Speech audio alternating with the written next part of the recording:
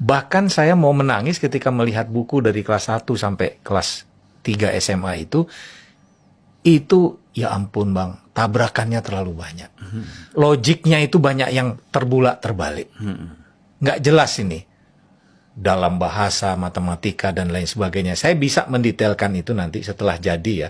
Tapi yang saya ingin katakan adalah bahwa dari sisi tematik tidak ada konektivitas.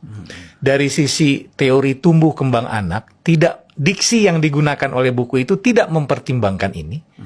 Yang ketiga, dia tidak pernah bisa dikatakan ini tuntas belajarnya.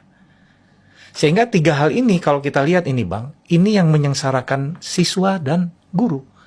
Guru begitu terima buku pokoknya, oh baca ini wasiat, udah ajarin aja. Dia nggak peduli itu, ini sesuai nggak dengan teori tumbuh kembang anak, bahasa yang digunakan. Temanya ini dengan tema sebelumnya nyambung nggak? Nggak pernah ada ngecek Bang. Nggak pernah ada ngecek.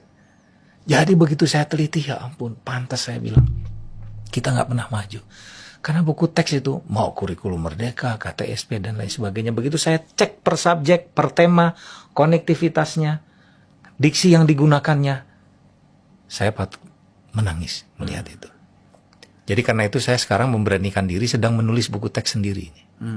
Yang saya perhitungkan itu apa?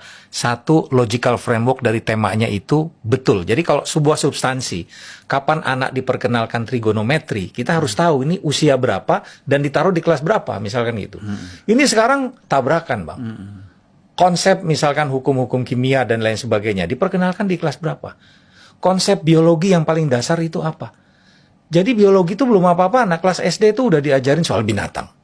Dirinya sendiri belum paham. Jadi maksud saya banyak konsep-konsep di antara tema-tema buku ini itu Bang nggak pernah ini jadi perhatian orang DPR, nggak pernah jadi perhatian menteri.